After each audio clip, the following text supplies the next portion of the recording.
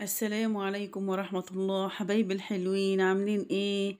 وحشتوني كتير كتير. انا ماما نونا، والنهاردة هحكي لكم حكاية جديدة. حكاية ايه يا ترى؟ هنحكي النهاردة يا حبايبي قصة سيدنا هود، واللي هتحكيها لنا النهاردة مامة رؤى. تعالوا بينا يا حبايبي نشوف ايه هي الحكاية. كان يا مكان يا سعد يا إكرام، ما يحلى الكلام إلا بذكر النبي عليه الصلاة والسلام. شاطرين يا حبايبي، كلنا نقول عليه الصلاة والسلام. في يوم من الأيام رؤى كانت بتلعب في الحوش بتاعهم، وجت مرة واحدة طلعت تجري وقالت لماما: يا ماما يا ماما، ده في هوا جامد برا. ماما بصت كده لقت ان هو ريح. راحت خافت كده وقعدت تدعي ربنا. قالت لها: ايه يا ماما، هو في ايه يعني؟ قالت لها: لا يا حبيبتي، الريح دي حاجة مش حلوة، والرسول صلى الله عليه وسلم كان بيستعيذ منها لما بيشوفها، لأن بسبب الرياح الجامدة دي ربنا سبحانه وتعالى يا رؤى قضى على قوم سيدنا هود. قالت لها: مين هم قوم سيدنا هود دول يا ماما؟ قالت لها: قوم سيدنا هود دول جم بعد قوم سيدنا نوح. قالت لها: يا ماما احكيها لي. راحت قالت لها: طيب يلا تعالي اندهي آدم واحكيها لكم انتوا الاتنين. ندهت رؤى آدم وقعدوا جنب ماما، وماما بدأت تحكي لهم الحكاية. قالت لهم: قوم سيدنا هود جم بعد قوم سيدنا نوح، بعديهم بفترة طويلة ربنا سبحانه وتعالى خلق قوم سيدنا هود. وقوم سيدنا هود يا حبايبي كانوا فاجرين، وكانوا بيعملوا جميع الأشياء الوحشة اللي ربنا سبحانه وتعالى نهاها عنه. وقوم سيدنا هود كمان يا حبايبي كانوا عايشين في الجبال، ورغم كده كانوا بيبنوا في قصور، وكانوا بيبنوا مصانع، وكان عندهم الزراعة، وكانوا بيعتمدوا على المية في الزراعة كمان يا حبايبي. وكانوا بيبنوا كمان القصور ويسيبوها وما يسكنوش فيها. وكان جميع القرى اللي حواليهم أول ما بيسمعوا إن قوم سيدنا هود جايين، اللي هم طبعا قوم عاد، أول ما يسمعوا إن هم جايين كانوا بيخافوا جدا، لأن هم كانوا طغاة، وكانوا بيعاملوهم بأسوأ المعاملات يا حبايبي، وكانوا بيجوا على الضعفاء كمان. كانوا طبعا بيعبدوا الأصنام. سيدنا هود في يوم من الأيام راح لهم وقال لهم: يا قوم اعبدوا الله سبحانه وتعالى وحده لا شريك له.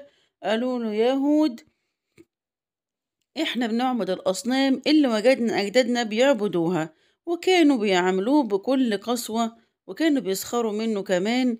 راحوا اتهموه بالجنون. قالوا له: يا هود، أنت الجنون أصابك بسبب إن أنت أذيت الأصنام وعايزنا نعبد حاجة غيرها. يا هود، إحنا مش هنعبد غير اللي وجدنا عليه أجدادنا بيعبدوه. قال لهم: في حياة، وبعد كده في موت، وفي بعث، وربنا هيحاسبكم على كل ذنوبكم دي، وفي نار وفي جنة. قالوا له: لأ، مفيش نار ولا في جنة، احنا هنعيش وبعد عمرك طويل هنموت ومش هنتعذب ولا أي حاجة.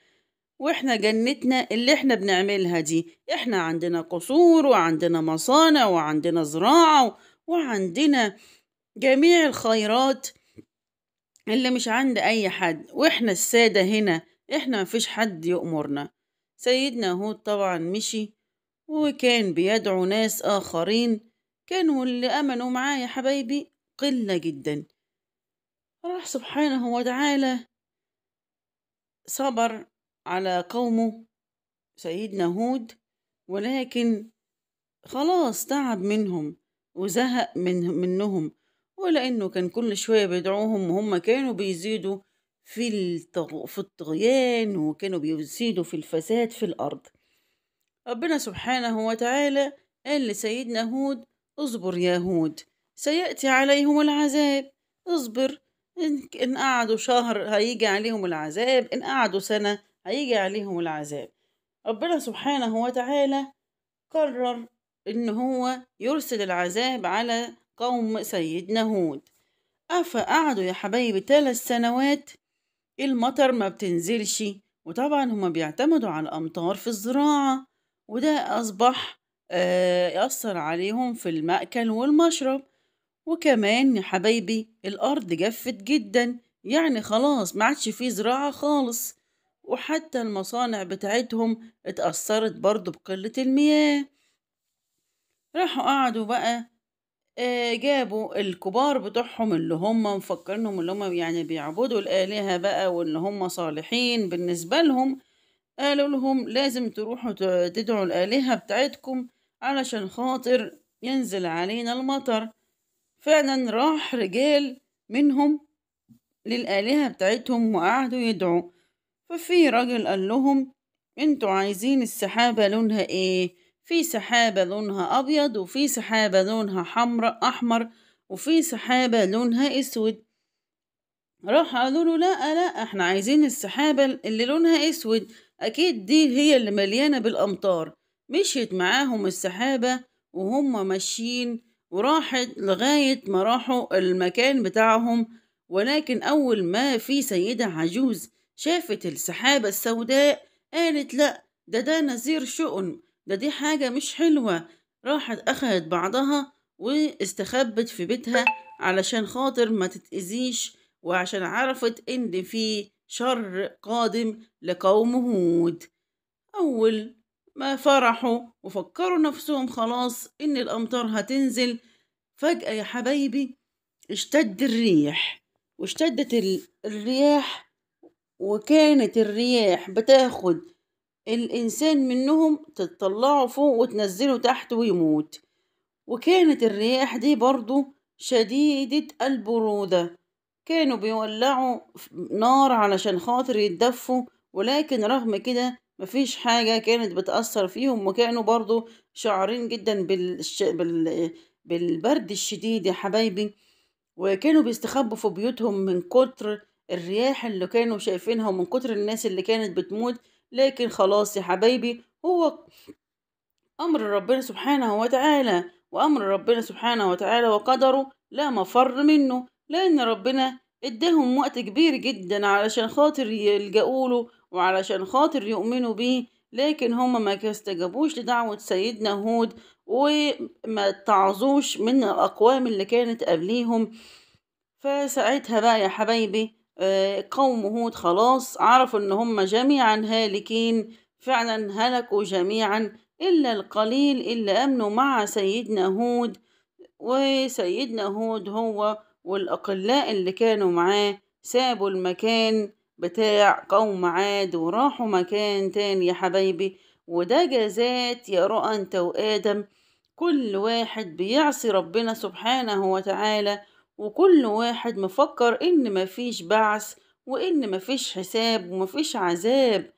راحت رؤى قالت لها أنا يا ماما مش هسيب الصلاة خالص خالص، ومش هفوت فرض كمان، ولما يجي رمضان هصوم. وراح آدم قال لها وأنا كمان يا ماما، وهصلي كمان في الجامع.